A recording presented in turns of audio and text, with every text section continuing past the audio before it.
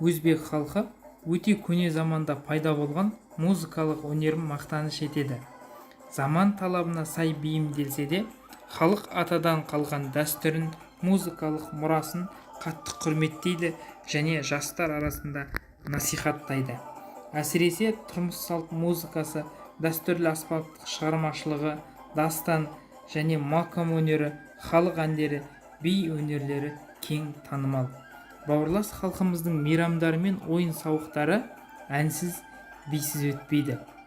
Осындай кезде олар халық музыкалық аспаптарын, әсіресе гиджак, дутор, чанг, рубаб, дойра, сурнай аспаптарын көп қолданады. Өзбек халқының мейрамдарында ән айтумен қатар билегенді жақсы көреді. Ән билерін жоғарыда аталған аспаптармен сүйемелдейді. Бауырлас халқымыздың музыкалық аспаптары өте көп. Өзбек музыкаға, фольклорлық дәстүрге өте бай халық. Ежелгі ән жанрлары суырып салмалық сипаттағы лирикалық ән, эпикалық жыр, бірнеше бөлімнен тұратын вокалды аспапты шығарма, бимен қосылып орындалатын әзіл-сықақ ән. Ал музыкалық аспаптары тіпті көп.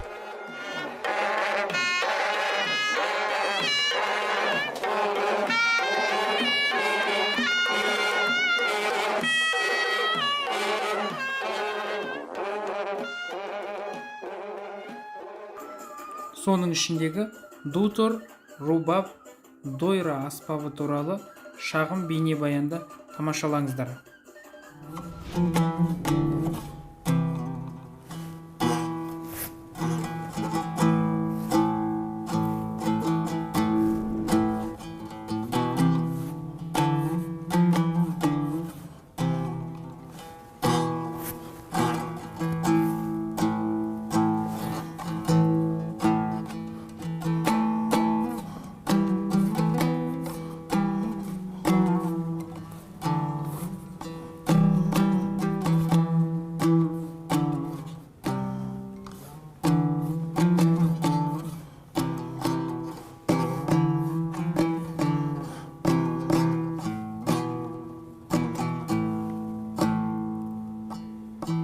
Өзбек ұлтының аспабы рубабпен таныстыра кетсем. Мынау ұлттық нақышты білдіретін мүйізі, мынау шынағы, мына тиегі,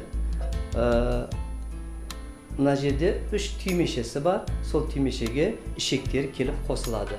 Бірінші жүп ішек, екінші жүп ішек және бесінші жеке ішектен құрылады. Қашқар рубабы деп аталады.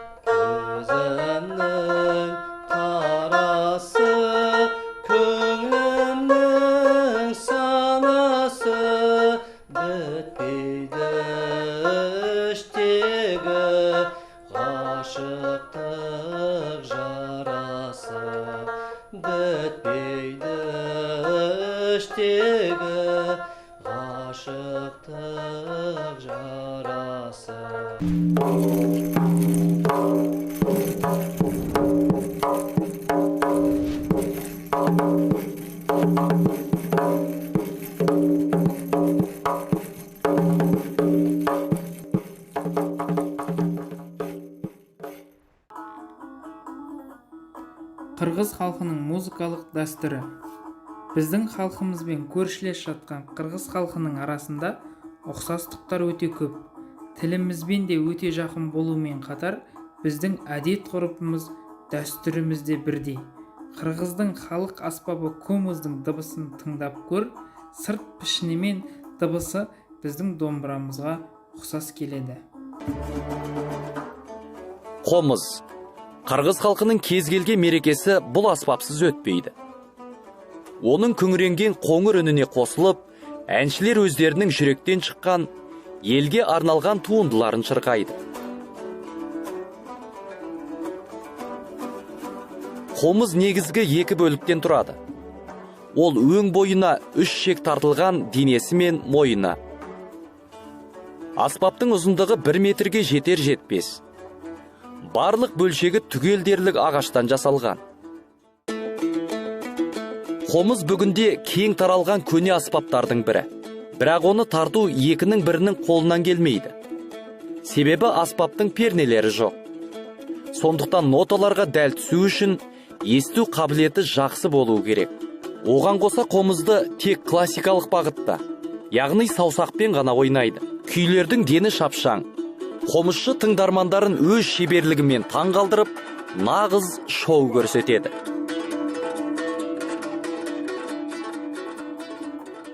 Қырғыз халқында комуздан басқа қылаяқ, темір комуз, чопочор, добулбас, сыбызғы, тағы басқа аспаптары бар. Қырғыздардың халық ақын әншілерін ақын және ырчы деп атайды. Қырғыздар жырлаудан қиналмайды деп бекер айтпаған. Өйткені халық ақын жыршылары кез келген тақырыпты өлеңдеріне қосып айта беретін болған. Халық шығармашылығының ең көне түрі саналатын жыр қазақ халқында да, қырғызда да бар. Жырдың негізі батырлық жырлар. Сөйте тұра, әрбір елдің өзіне тән ерекшелігі бар.